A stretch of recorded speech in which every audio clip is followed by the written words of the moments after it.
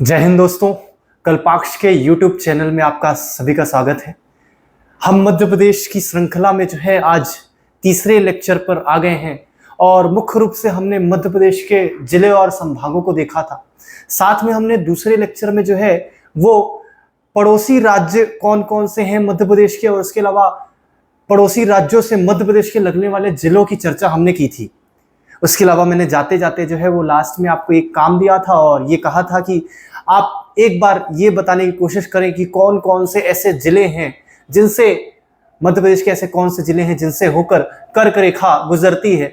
हमने last class में जो है वो राज्यों को देखा था और राज्यों की चर्चा की थी। अगर हम देखें तो पश्चिम से गुजरात, राजस्थान, फिर मध्य प्रदेश, छत्तीसगढ़, झारखंड, पश्चिम बंगाल और फिर त्रिपुरा और जो मिजोरम है, ये 8 राज्य हैं जिनसे कर्क रेखा गुजरती है। और मध्य प्रदेश से अगर कर्क रेखा गुजर रही है तो मध्य प्रदेश के जिलों से गुजर रही होगी। और हमने बात की थी ऐसे 14 जिले हैं जिनसे होकर कर्क रेखा गुजरती है। तो हमने डिस्कस किया था और आपसे ये कहा था कि एक बार आप उसे जो है देख कर आइएगा। और ठीक है, जो भी इस लेक्चर को देख रहे हैं, मेरा उनसे एक अनुरोध है, मेरी एक रिक्वेस्ट है कि अगर आपने इनसे पहले जो 2 लेक्चर हम कर चुके हैं इस मध्य प्रदेश की श्रृंखला के, अगर वो आपने नहीं देखे हैं तो आप उन्हें देखें, क्योंकि ये बहुत काम के रहेंगे आपके लिए। ठीक है, अगर आप बेस से जाओगे, वो जो है हमारा बेस बन चुका है। धीरे धीरे हम जैसे जैसे बढ़ रहे हैं कहीं ना कहीं एक सीढ़ी के रूप में है, तो आप उनको एक बार देखें। अगर आपने देख लिया तो बहुत अच्छी बात है।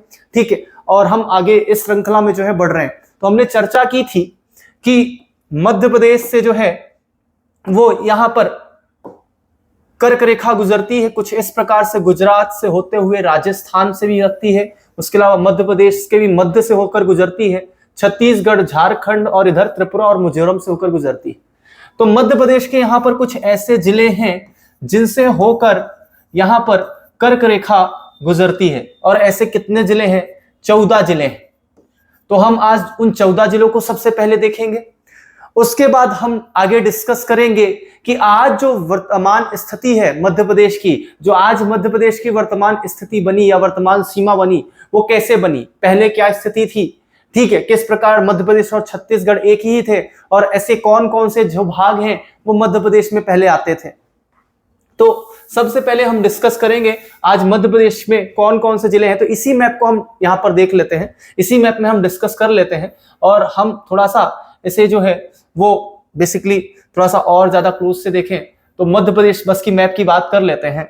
तो मध्य प्रदेश को हमने बात की थी और मैंने आपको जाते जाते बोला था कि जो रतलाम है वो रतलाम से होते हुए जो है वो कर्क रेखा गुजरती है। तो अब बात करते हैं कौन कौन से जिले हैं। तो बहुत छोटी सी ट्रिक के बेसिस पर याद रखिए और साथ में संभागों के बेसिस पर भी इसको याद रख सकते हैं। अगर आपने जिलों की लोकेशन याद रख ली है या फिर कर ली है, जो हमने पिछले लेक्चर्स में देखा था, 2 से 3 बार आपने अगर रिपीटेड वे में पढ़ लिया, तो आई होप आपको जो जिले हैं वो अभी तक याद हो गए होंगे। ठीक है, तो हम एक डिस्कशन करेंगे ये कौन कौन से। तो हमने लोकेशन देखी थी। तो यहां पर जो पहला जिला है जिससे होकर कर्क रेखा गुजरती है वो है रतलाम।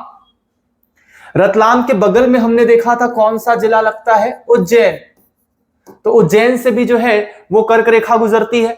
उज्जैन के पश्चात देखें तो पहले आगर मालवा जो है वो शाजापुर का ही भाग था, तो शाजापुर से होकर गुजरती थी कर्क रेखा। पर शाजापुर से जब आगर मालवा अलग हो गया तो आज के समय पर आगर मालवा से गुजरती है, लेकिन शाजापुर से जो है वो नहीं गुजरती। तो उज्जैन संभाग के 3 ऐसे जिले हैं जिनसे होकर कर्क रेखा गुजरती है। मैंने कल आपको एक चीज और बोली थी कि ऐसा कौन सा संभाग है जिससे होकर जो है वो ऐसा कौन सा संभाग है जिसके सभी जिलों से होकर कर्क रेखा गुजरती है। तो वो कौन सा संभाग है? वो भोपाल संभाग है।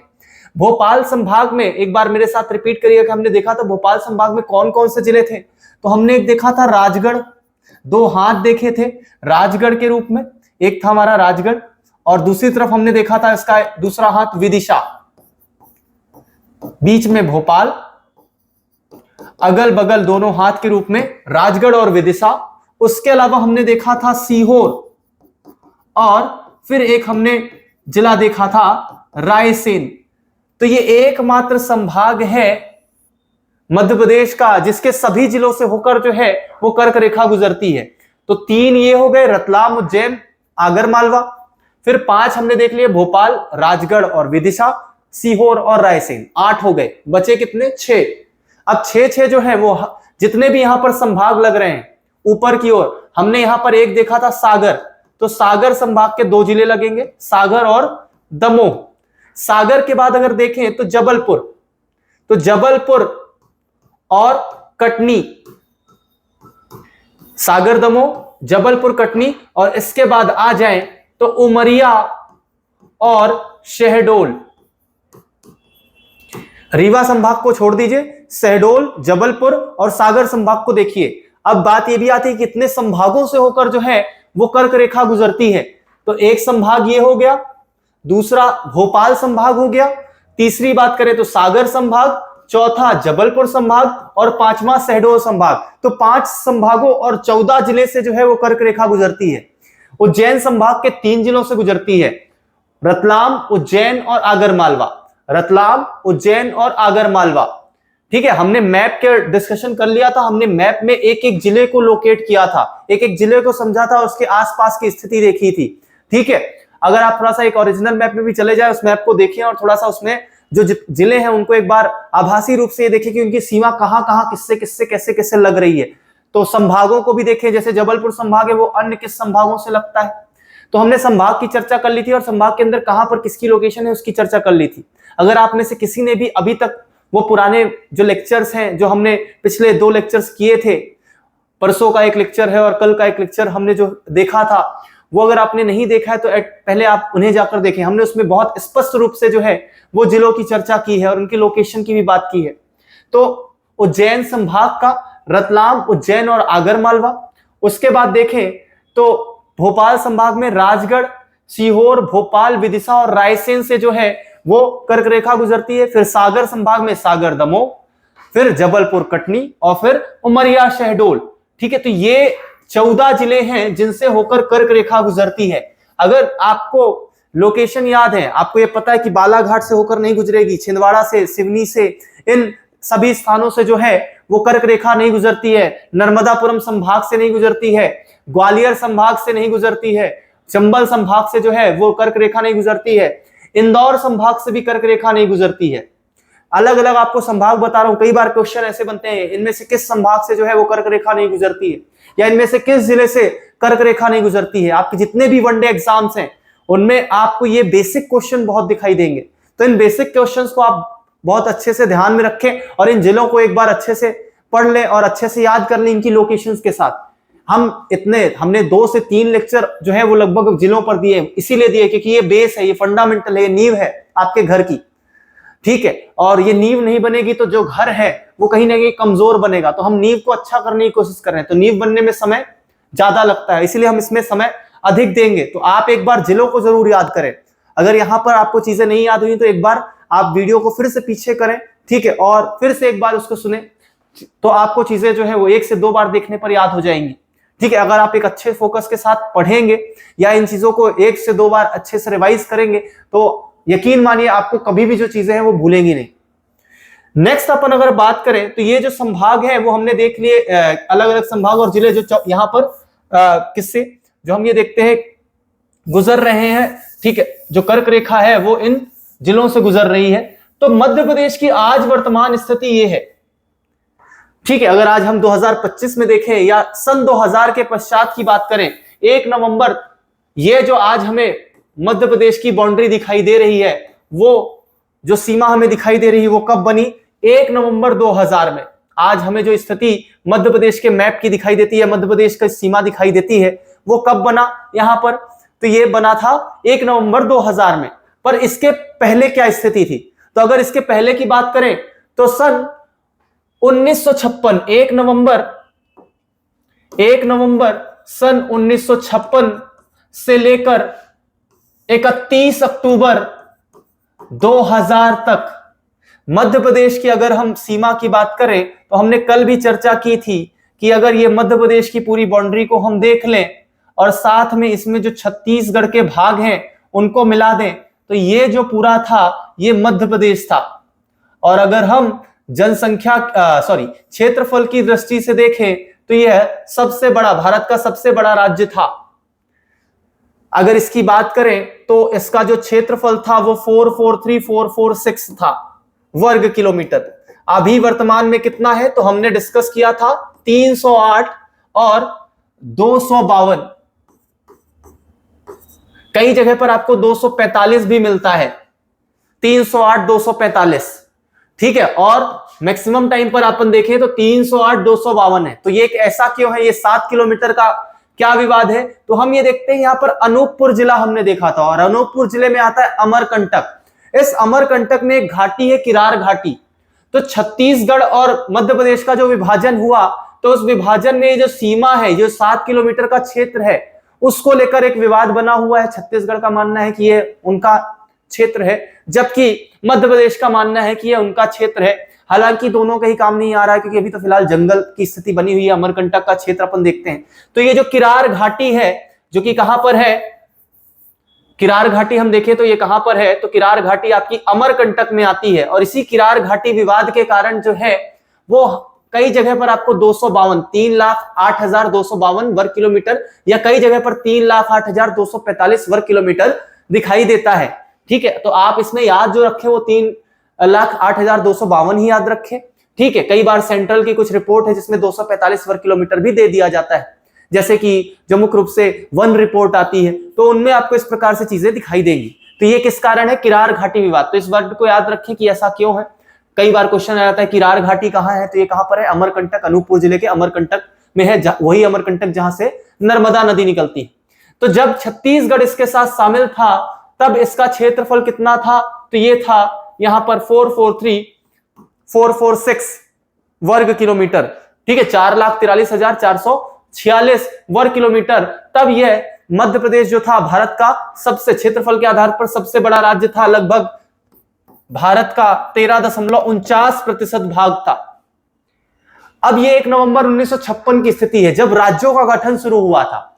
हम ये देखते हैं कि 15 अगस्त 1947 को जो हमारा देश है वो स्वतंत्र हुआ, या उपनिवेश काल से आजाद हुआ, उपनिवेशता से आजाद हुआ। और अगर हम स्थिति देखें तो हम ये देखते हैं कि धीरे धीरे हर जगह पर प्रशासनिक स्तर की मांग उठने लगेगी, किस प्रकार से प्रशासन चलाया जाना है। हम ये देखते हैं कि उस समय पर पूरा जो भारत है वो विभिन्न रियासतों में बटा हुआ था, और साथ में कुछ ऐसे क्षेत्र थे जो ब्रिटिश साम्राज्य के अंतर्गत डायरेक्ट आते थे, जहां पर डायरेक्ट शासन चल रहा था। उनको हम ब्रिटिश प्रांत के रूप में देखते थे, जैसे बंगाल प्रांत की बात करें, ठीक है, सेंट्रल प्रोविंस की बात करें, मध्य प्रांत की बात करें, ठीक है, जिसको डायरेक्ट जो है रियासतों को हटाकर डायरेक्ट जो शासन है वो यहाँ पर ब्रिटिशों द्वारा किया जा रहा था, अंग्रेजों द्वारा किया जा रहा था। और हम ये देखते हैं कि ब्रिटिश प्रांत जो है वो सीधे सीधे हस्तांतरित कर दिए गए देशों की सरकार को। ऐसे हम बात करते हैं पाकिस्तान भी अलग विभाजित हुआ। तो जब 15 अगस्त 1947 को आजाद हुआ, तो उस समय क्या स्थिति थी, उस समय क्या राज्य जो थे वो उपस्थित थे, तो हम ये देखेंगे उस समय पर राज्य की स्थिति नहीं थी। पूरे देश को जो है वो यहां पर 4 पार्ट में, 4 भागों में विभाजित कर दिया गया था, 4 वर्गों में विभाजित कर दिया गया था, और इनके नाम रख दिए गए थे क्या, part A, part B, part C और पार्ट डी। ये 4 वर्ग जो है वो बनाए गए थे, यहां पर 4 कैटेगरीज जो है वो यहां पर बनाई गई थी। पार्ट ए बनाया गया था, उसके बाद बी, सी और डी। पार्ट ए में वो क्षेत्र आते थे जो ब्रिटिश के अंतर्गत डायरेक्ट प्रशासन के अंतर्गत आते थे, प्रत्यक्ष प्रशासन जो था वो। इसमें बड़ी बड़ी रियासतें आती थी, इनमें छोटी रियासतें और कुछ बड़ी रियासतों के साथ रियासतों से बने हुए थे, पार्ट बी और पार्ट सी। और पार्ट डी में जो है वो अंडमान निकोबार, जो कि अलग भूमि थी उस समय पर, ठीक है, उसको पार्ट डी के अंतर्गत रखा गया था। मध्य प्रदेश को भी जो है वो इन्हीं भागों में विभाजित किया गया था। तो अब पार्ट डी हम देखते हैं, उस समय पर हम देखते हैं क्या, ये तो अंडमान निकोबार था जो कि मध्य प्रदेश राज्य का भाग नहीं था। तो मध्य प्रदेश का जो क्षेत्र था जो आज के समय पर है वो पहले किस रूप में दिखाई देता था, तो उस समय पर मध्य प्रदेश के जो क्षेत्र थे वो 3 भागों में बटे हुए थे, पार्ट ए, पार्ट बी, मतलब भाग ए, भाग बी और भाग सी के रूप में अपन इसको देखते हैं।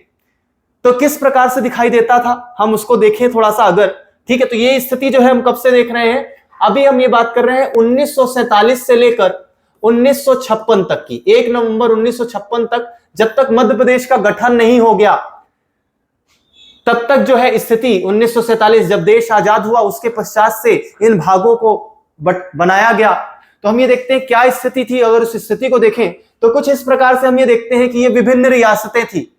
मध्य प्रदेश में ये जो क्षेत्र आप देख रहे हो, ये वाला जो क्षेत्र है, ये पूरा का पूरा जो क्षेत्र है, अगर हम इसको देखें तो ये जो है वो ब्रिटिशों के अंतर्गत या ब्रिटिश शासन के प्रत्यक्ष प्रशासन में आता था।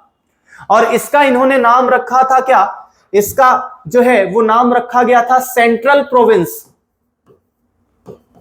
सेंट्रल प्रोविंस, इसमें ये छत्तीसगढ़ का क्षेत्र, छत्तीसगढ़ की रियासतें आती थी। साथ में ये जो क्षेत्र है ये महाकौशल क्षेत्र है, जबलपुर मंडला वाला क्षेत्र, उसके अलावा सागर और नर्मदा का जो क्षेत्र है, नर्मदा टेरिटरीज वाला क्षेत्र है, इस सबको मिलाकर क्या बनाया गया था, सेंट्रल प्रोविंस। तो ये सेंट्रल प्रोविंस कब बना था, हम ये देखते हैं कि 1857 की क्रांति हुई थी। उसके पहले नॉर्दर्न प्रोविंस के रूप में ऊपर बना हुआ था। हम देखते हैं 1857 की क्रांति के बाद हम ये देखते हैं जो प्रथम स्वतंत्रता संग्राम था, उसके पश्चात अंग्रेजों ने अपनी शासन नीति में परिवर्तन किया था और ज्यादा से ज्यादा जो क्षेत्र है जो उनके कब्जे में आ गया था, उन्होंने वहां पर प्रत्यक्ष प्रशासन शुरू कर दिया था और रियासतों को हटा दिया था। तो ऐसे में हम ये देखते हैं कि सागर और नर्मदा टेरिटरीज को मिलाकर और साथ में छत्तीसगढ़ के रियासतों को मिलाकर और कुछ भाग विदर्भ क्षेत्र का मिलाकर क्या बनाया गया, सेंट्रल प्रोविंस बनाया गया। कब बना था ये सेंट्रल प्रोविंस, ये बना था 2 नवंबर 1861 में। 2 नवंबर 1861 को सेंट्रल प्रोविंस बनाया गया। ठीक है, अपन हिंदी में बोल सकते हैं मध्य प्रांत, पर जो नाम है वो एक्चुअली पे सेंट्रल प्रोविंस ही चलता है। अगर आप उसको हिंदी में भी लिखेंगे तो कई बार आपको जो शब्द है वो यही मिलेगा, सेंट्रल प्रोविंस। आप चाहो तो हिंदी में इसे मध्य प्रांत भी कह सकते हो। इसके बाद हम ये देखते हैं कि 1930 के समय पर, 1930, 32, 33 के समय पर जो है इसके नीचे जो क्षेत्र आता था, मुख्य रूप से हम ये देखें यहां पर, तो ये जो क्षेत्र था यहां पर, ये हैदराबाद वाला, तो ये निजाम का क्षेत्र था। हैदराबाद के निजाम यहां पर रहते थे। इनमें से कुछ जो भाग है वो ब्रिटिशों ने निजाम से छीन लिया था, जो कि बरार क्षेत्र के नाम से जाना जाता था। तो बरार क्षेत्र भी इसमें शामिल कर दिया गया। और 1933-34 के बाद हम ये देखते हैं कि इस प्रोविंस का नाम या इस भाग का नाम जो है वो परिवर्तित करके कर दिया गया सेंट्रल प्रोविंस एंड बरार। इसी प्रकार हम ये देखें, ये बहुत छोटी छोटी रियासतें थी। आप जो ये नीले कलर में देख पा रहे हो, ये सारी की सारी जो रियासत है वो ग्वालियर रियासत के अंतर्गत आती थी। ज्यादातर जो क्षेत्र है इसका वो ग्वालियर रियासत के अंतर्गत आता था। तो अगर हम बात करें तो मध्य प्रदेश के क्षेत्र में जो पश्चिमी भाग था उसकी जो सबसे बड़ी रियासत थी वो ग्वालियर रियासत थी। अभी हम समझेंगे। उसी ग्वालियर रियासत के जो मुख्य रूप से राजा थे, उनको महाराजा थे, उन्हीं को क्या बनाया गया, फिर इस क्षेत्र का राज प्रमुख बनाया गया था जब देश आजाद हो गया। तो हम ये देखते हैं ग्वालियर रियासत बड़ी थी। उसके अलावा उज्जैन हो गया, धार हो गया, इंदौर रियासत हम ये देखते हैं जो कि होलकर वहां पर शासन कर रहे थे, होलकरों का शासन था। ऐसे ही यहाँ पर छोटी छोटी बुंदेला और बघेला वंश की रियासतें बंटी हुई थी। पन्ना रियासत, हम राजा छत्रसाल की बात देखते हैं, बुंदेला थे और बघेलखंड ये क्षेत्र था। तो अलग अलग रियासतों के रूप में बटा हुआ था। तो ये स्थिति थी रियासतों की, और ये जो भाग था वो सीधे ब्रिटिश प्रांत के अंतर्गत आता था। ऐसे ही ये भाग जो था ये भोपाल, आज के समय पर जो हमारा सीहोर और रायसेन और भोपाल वाला जिला, तीनों को मिला दें तो ये क्षेत्र बना हुआ था। जो राजगढ़ वाला क्षेत्र था वो खिलचीपुर के रूप में, और जो विदिशा वाला क्षेत्र था वो भेलसा के रूप में जाना जाता था। ये भेलसा जो था वो मुख्य रूप से ग्वालियर रियासत के ही भागों में अधिकतर आ जाता था। तो ये जो भाग था ये भोपाल के रूप में बना रहा। तो स्थिति कैसी बनी, अगर हम इस स्थिति को समझें तो कुछ इस प्रकार की स्थिति थी। ठीक है, अगर हम इसको देखें तो ये 1941 की स्थिति है, जिस समय पर ये रियासतों में बटा हुआ था। अब अगर हम बात करें अगले 10 साल की बात करें तो 10 साल बाद देखें तो 1951 में जो थी वो ये स्थिति थी। तो जब देश स्वतंत्र हुआ तो अलग अलग क्षेत्रों को जो है वो यहां पर क्या कर दिया गया, बांट दिया गया। और हम ये देखते हैं कि मध्य प्रदेश को भी यहां पर 3 पार्ट में डिवाइड किया गया था। अगर उन 3 पार्ट की बात करें तो ये जो हमने अभी भाग देखा था, जो सेंट्रल प्रोविंस और बरार क्षेत्र था, इसमें जो है सिर्फ मध्य प्रदेश का महाकौशल क्षेत्र नहीं, ये पूरा का पूरा महाकौशल क्षेत्र हो गया। ये यहां पर छत्तीसगढ़ की रियासतें हो गई, और एक जो है ये महाराष्ट्र का विदर्भ क्षेत्र था। तो ये तीनों ही क्षेत्र शामिल होकर इसको बोला जाता था सेंट्रल प्रोविंस और बरार। जब देश आजाद हुआ तो उसके पश्चात इस भाग का नाम परिवर्तित करके जो है वो कर दिया गया, इसी को बोला गया क्या, पार्ट ए। इसको जो है किसमें शामिल किया गया, पार्ट ए में। तो हमने बोला था ऐसे क्षेत्र जो यहां पर ब्रिटिश साम्राज्य के सीधे प्रशासन के अंतर्गत आते थे, प्रत्यक्ष प्रशासन के अंतर्गत आते थे, उनको पार्ट ए में रखा गया था। तो सेंट्रल प्रोविंस जो है एवं बरार क्षेत्र, इसको क्या बोला गया, पार्ट ए में शामिल किया गया। हम 1947 से 1956 तक की स्थिति देख रहे हैं मध्य प्रदेश की कैसी थी। उसके पश्चात देखें तो हम ये जो दूसरा भाग देखते हैं तो यहां पर बड़ी बड़ी इंदौर और अगर हम बात करें ग्वालियर रियासतों को मिलाकर जो है वो यहां पर क्या किया गया, एक दूसरा भाग बनाया गया जिसे मध्य भारत बोला गया, जिसमें बड़ी बड़ी रियासतें और कुछ छोटी रियासतें शामिल थी, लगभग 25 के आसपास रियासतें शामिल थी। और इन रियासतों को मिलाकर इसको नाम दे दिया गया मध्य भारत। और इस मध्य भारत भाग को जो है वो पार्ट बी के अंतर्गत रखा गया। इसी प्रकार जो अन्य छोटी छोटी रियासतें थी, खास करके बुंदेलखंड और बघेलखंड की, जिसमें ये दतिया वाला क्षेत्र भी शामिल था, इसको मिलाकर ये बघेलखंड और बुंदेलखंड क्षेत्र कहलाता है, वहां की बोली और वहां की संस्कृति के आधार पर। तो इसको जो है वो शुरुआत में पहले पार्ट बी में रखा गया, लेकिन मुख्य रूप से बाद में हम ये देखते हैं कि इसको पार्ट सी में शामिल कर दिया गया था, जहां पर दो मुख्य रियासतें थी, बघेलखंड और बुंदेलखंड।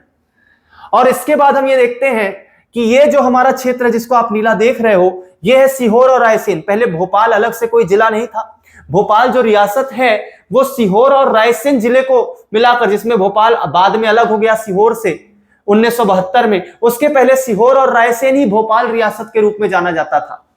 तो हम ये देखते हैं कि ये रियासत थी और ये भारत में शामिल नहीं होना चाहती थी। जब अंग्रेजों ने भारत छोड़ा तो हम ये देखते हैं कि ब्रिटिश प्रांत तो सीधे सीधे सरकार को हस्तांतरित कर दिए गए, पर रियासतों को स्वतंत्र रखा गया। वो चाहे तो यहां पर भारत के साथ शामिल हो सकते हैं या पाकिस्तान के साथ शामिल हो सकते हैं या तो खुद भी स्वतंत्र रह सकते हैं, ऐसी बात रखी गई। तब भोपाल रियासत में जो यहां पर नवाब हमीदुल्लाह खान थे, उन्होंने भारत के साथ मिलने से मना कर दिया। और उसके पश्चात या तो ये चाहते थे कि हम स्वतंत्र बने रहे, स्वतंत्र देश के रूप में बने रहे, या तो हमें पाकिस्तान के साथ शामिल किया जाए।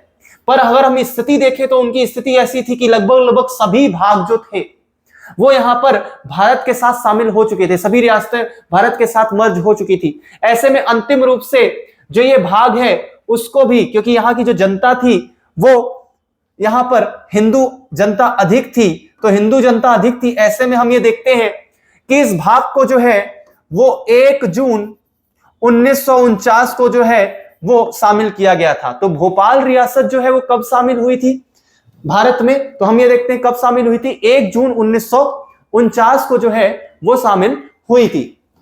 ये स्थिति यहां पर बनती है। तो इस भाग को जब ये 1 जून 1949 में शामिल हुई, उसके पश्चात इसे भी जो है वो अलग भाग के रूप में पार्ट सी में शामिल किया गया। ये पार्ट सी का ही भाग था, दोनों ही पार्ट सी के भाग थे, चाहे वो हम बात करें ये हमारा बुंदेलखंड और बघेलखंड। इस भाग को जो है नाम दिया गया था क्या, तो इसको बोला गया विंध्य प्रदेश। और अगर हम ये देखें तो ये एक अलग भाग जो था जिससे साथ में फिर पार्ट सी में रखा गया, लेकिन इसको एक पार्ट सी में भी अलग भाग के रूप में रखा गया और इसे बोला गया भोपाल इकाई। तो मुख्य रूप से जो हमारा मध्य प्रदेश है, अगर उसकी स्थिति देखें तो यहां पर 1947 के आजाद होने के पश्चात देश के जो मध्य प्रदेश का भाग था उनको जो विभिन्न रियासतों में और विभिन्न पार्ट में बांटा गया था, वो पार्ट कौन कौन से थे, तो ये पार्ट थे यहां पर, ठीक है, पार्ट ए जिसके अंतर्गत सेंट्रल प्रोविंस और बरार क्षेत्र आता था। सेंट्रल प्रोविंस में कौन कौन सा क्षेत्र आता था, तो ये भाग है महाकौशल जो कि डायरेक्ट शासन में था। इसके अलावा इसमें जो है वो छत्तीसगढ़ की रियासतों को शामिल कर दिया गया था। साथ में विदर्भ क्षेत्र जो आज के समय पर महाराष्ट्र में आता है, इसको भी शामिल किया गया था। और इसके यहां पर कितने जिले थे, तो 8 जिले हम देखेंगे, 8 जिले जिसे बाद में वापस से महाराष्ट्र को दे दिया गया। तो आज जो हमने यहां पर बात की वो सबसे पहले क्या की, ठीक है, कि मुख्य रूप से पार्ट ए, पार्ट बी और पार्ट सी में बांटा गया मध्य प्रदेश को। अब मध्य प्रदेश की बात कर रहे हैं तो मध्य प्रदेश यहां पर सिर्फ 3 पार्ट में ही डिवाइड था। पार्ट ए में कौन कौन से भाग आते थे, तो सेंट्रल प्रोविंस और बरार क्षेत्र। उसके अलावा पार्ट बी में कौन सा आता था, मुख्य रूप से मध्य प्रदेश भाग के पश्चिमी भाग, ग्वालियर रियासत, इंदौर रियासत और अन्य छोटी छोटी रियासत, इसको मध्य भारत नाम दिया गया था। और पार्ट सी बात करें तो पार्ट सी में एक भाग था जो कि बुंदेलखंड और बघेलखंड रियासतों को मिलाकर बना, इसे बोला गया क्या, विंध्य प्रदेश। और इसके साथ ही इसमें क्या शामिल था, बाद में आगे चलकर भोपाल रियासत जब भारत में मर्ज की गई तो हम ये देखते हैं कि आगे चलकर जो है उसको अलग इकाई के रूप में पार्ट सी में शामिल कर दिया गया था। तो 3 भागों के रूप में जो है हम यहां पर देखते हैं कि हमारा जो मध्य प्रदेश था वो 1956 के पूर्व इस प्रकार से बटा हुआ था। अब हम देखते हैं कि धीरे धीरे जब ये भाग बने, इन भागों में सरकारें भी चली, विधानसभा भी बनी, यहां पर कुछ राज प्रमुख भी बनाए गए। तो हम ये देखते हैं कि जब 1947 में, आज हम पार्ट ए की चर्चा करेंगे थोड़ी सी, कि पार्ट ए में देखें तो कौन सा क्षेत्र आता था, महाकौशल, ठीक है। उसके अलावा विदर्भ क्षेत्र के 8 जिले इसमें शामिल थे। कौन कौन से, बुल्ढाना, अकोला, अमरावती, यवतमाल, चांदा, वर्धा, भंडारा, नागपुर। कम से कम 10 से 12 बार आप बोलिए, ये जिले कभी नहीं भूलेंगे। मैं यहां पर लोकेट कर देता हूं, बुल्ढाना, अकोला, अमरावती, यवतमाल, वर्धा, या फिर चांदा, पहले बोल दो, चांदा, वर्धा, भंडारा और नागपुर, ठीक है। 2019 के समय पर मैंने लास्ट बार इन जिलों को पढ़ा था। मैं आपको आज भी बोल रहा हूं, 6 साल हो चुके, और 6 सालों में आपको बोल दूं, ठीक है, 6 साल के बाद भी आज ये जिले जो है वो रिदम में याद हैं। एक बार अगर बुल्ढाना शब्द आया तो बुल्ढाना के बाद सीधे जो है 8 के 8 जो जिले हैं वो यहां पर जबान में ऑटोमेटिक आ जाते हैं। और उसका सिर्फ एक ही कारण है कि इसको जो है वो मैंने यहां पर कम से कम 5 से 6 बार सिर्फ बोला था, और सिर्फ कुछ नहीं, 1-2 बार रिवाइज किया। रिवाइज करने के बाद आज भी वो जीवन में जो है वो चीज भूलती नहीं। इसका ये कारण नहीं है, ठीक है, हम सभी समान हैं, सभी के पास समान दिमाग है, सभी के पास 1400 ग्राम का दिमाग है, ठीक है। और मैं आपको बता रहा हूं, अगर आप आप इसे रिवाइज करते हैं, ठीक है, और अगर मेरी स्थिति देखें तो मैं तो और भी ज्यादा एवरेज था। आप लोग जो देख रहे हैं, मैं जानता हूं कि आप बेहतर हैं, क्योंकि आज की जो जनरेशन है वो और ज्यादा बेहतर है। मैं भी उसी जनरेशन का पार्ट हूं, ठीक है। लेकिन ये कह सकता हूं कि यहां पर जो स्थिति है वो ये है कि हमें चीजों को बस रिवाइज करना है। आप 2 से 3 बार 4 बार शब्दों को बोलिए, आपको चीजें जो है वो भूलेंगी नहीं। इसी को हम कहते हैं रिवीजन की पावर। रिवीजन की पावर जो है वो आपको बहुत आगे ले जाएगी, ठीक है। रिवीजन, जैसे आपने चांदनी चौक टू चाइना है, उसका एक डायलॉग सुना होगा आपने कि मुझे उन 10,000 मूव से डर नहीं लगता जिसकी प्रैक्टिस आपने एक बार की है, मुझे उस एक मूव से डर लगता है जिसकी प्रैक्टिस आपने 10,000 बार की है। ये रिवीजन की पावर है। मैटर ये नहीं करता कि आप कितना पढ़ रहे हो, मैटर ये करता है कि जितना आप पढ़ रहे हो वो आपके दिमाग में है कि नहीं। तो कोशिश करिए कम पढ़िए, लेकिन उसको इतना मजबूत पढ़िए कि जीवन में वो चीज भूले नहीं। और जीवन में भूलना पड़े तो बात अलग है, लेकिन जब तक एग्जाम दे रहे हैं और जब तक अपन उस एग्जाम को क्रैक नहीं कर लेते हैं, सेलेक्ट नहीं हो जाते, तब तक याद रखिए, उसके बाद भूल भी जाए कोई टेंशन नहीं, ठीक है। तो एग्जाम के लिए जो इंपॉर्टेंट है वो हमें करना जरूरी है। तो अभी हम 2 से 3 बार इस चीज को रिपीट करेंगे। तो यहां पर ये जो पार्ट ए सेंट्रल प्रोविंस और बरार क्षेत्र था, इसकी अगर हम बात करें तो यहाँ के जो पहले मुख्यमंत्री बनाए गए थे वो पंडित रविशंकर शुक्ल बनाए गए थे, और यहाँ के जो राज्यपाल थे वो थे ई राघवेंद्र, ठीक है। सेंट्रल प्रोविंस और बरार, जिसे पार्ट ए के नाम से जाना जाता है, इसके सीएम कौन थे, पंडित रविशंकर शुक्ल थे, पंडित रविशंकर शुक्ल थे। और यहां के जो पहले राज्यपाल थे, गवर्नर थे, उनकी अगर हम बात करें तो वो कौन थे, तो वो थे ई राघवेंद्र।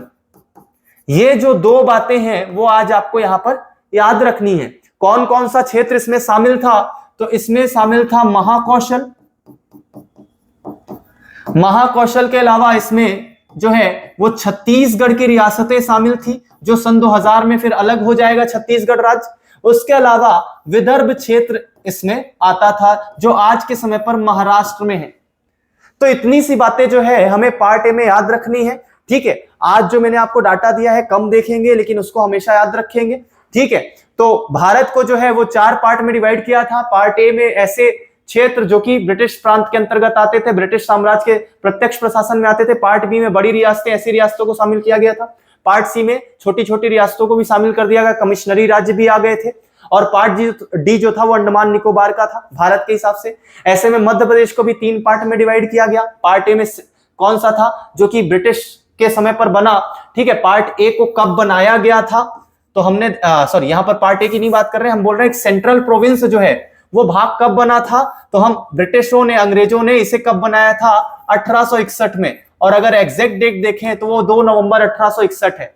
बाद में इसमें अंग्रेजों ने निजाम से बरार क्षेत्र जीत लिया और बरार क्षेत्र को शामिल कर लिया, और उसके बाद उसका नाम जो है वो परिवर्तित होकर सेंट्रल प्रोविंस इन बरार हो गया लगभग 1932-33 के आसपास।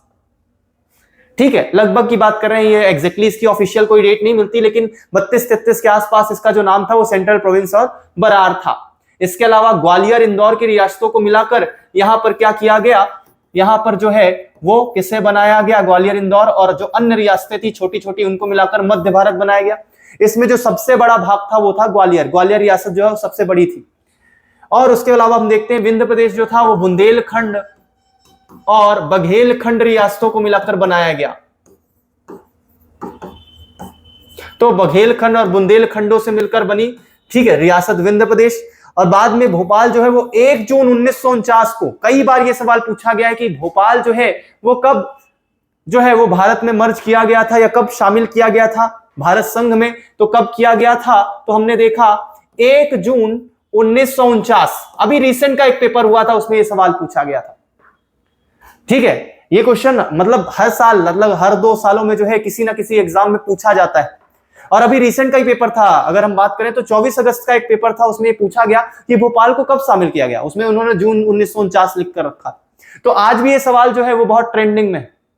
ठीक है, तो भोपाल 1 जून 1949 में शामिल किया गया था। तो आज हमने पार्ट ए की बात देखी थी। पार्ट ए सेंट्रल प्रोविंस जो कि 2 नवंबर 1861 को बना, सेंट्रल प्रोविंस और बरार क्षेत्र बना 1933 के समय पर। इसे जब भारत संघ बना तो भारत संघ में प्रशासनिक दृष्टि से पार्ट ए में रखा गया। प्रशासन करने के लिए जो है अलग अलग पार्ट बनाए गए थे, और पार्ट ए के नाम से वहां पर इस प्रकार से प्रशासन होता था।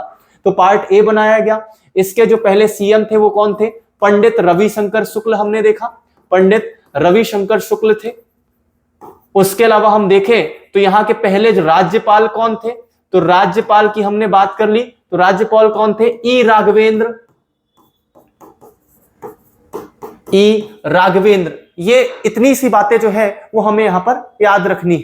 ठीक है, आज के लिए हम इस पार्ट एक पर्टिकुलर पार्ट को इतना ही रखेंगे। कुछ डाटा हो गया, आप इस डाटा को कंप्लीट करिए। नेक्स्ट क्लास में जो है हम पार्ट ए का रिवीजन करते हुए पार्ट बी और पार्ट सी की चर्चा करेंगे, और फिर देखेंगे कि 1956 में किस प्रकार ये मर्ज हुए और उसके बाद जो है वो मध्य प्रदेश का गठन किया गया था। मुख्य रूप से एक बात और इसमें फैक्ट रख दूं कि यही सेंट्रल प्रोविंस और बरार जो क्षेत्र था, यही सेंट्रल प्रोविंस और बरार जो क्षेत्र था, इसी को जो है वो मध्य प्रदेश एक्चुअल में नाम दिया गया था। इसीलिए इसी सेंट्रल प्रोविंस और पार्ट ए को जो है वो कई बार पुराना मध्य प्रदेश कहा जाता है।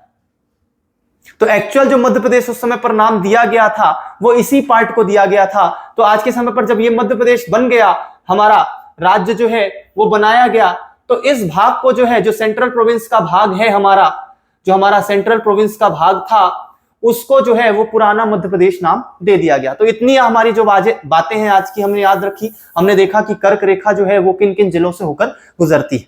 ठीक है, आई होप जो आज की क्लास है उसमें जो हमने डाटा देखा है उसको आपको चीजें समझ में आई होंगी। नेक्स्ट क्लास में जो है हम पार्ट बी और पार्ट सी की चर्चा करेंगे। ठीक है, बिना आपका समय लिए इस क्लास को यहीं पर समाप्त करते हैं। अगली बार फिर मिलते हैं। जय हिंद, जय भारत।